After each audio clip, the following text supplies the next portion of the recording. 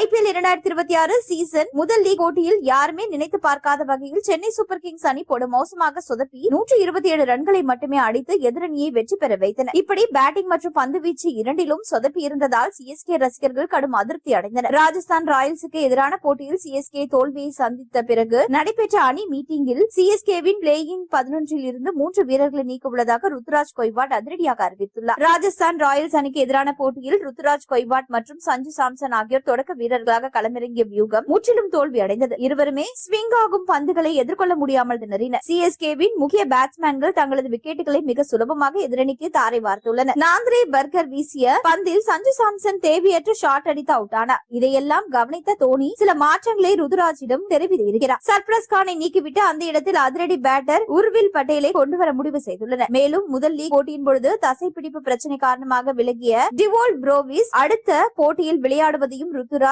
உறுதி செய்துள்ளார். பிரேவிஸிற்கு மாற்றாக மேத்யூ ஷாட் வெளியேற்றப்படுவார். மேலும் பந்துவீச்சு பிரிவில் அன்சுல் காம்போஜிற்கு மாற்றாக முகேஷ் சௌத்ரியை சேர்க்க உள்ளதாக ருத்துராஜ் கொய்வாட் முடிவு செய்துள்ளார். அதேபோல சர்பரஸ் கான் கடந்த போட்டி போலவே இம்பாக்ட் வீரராக களமிறங்குவார் என எதிர்பார்க்கப்படுகிறது. மற்றபடி பெரிதாக எந்த மாற்றமும் செய்ய வாய்ப்பில்லை. கடந்த போட்டியில் பந்து வீச்சில் பெரிதாக எந்த குறைபாடும் இல்லாததால் அந்த பந்து வீச்சு படையுடன் சென்னை சூப்பர் கிங்ஸ் அணி களமிறங்கும் என எதிர்பார்க்கப்படுகிறது.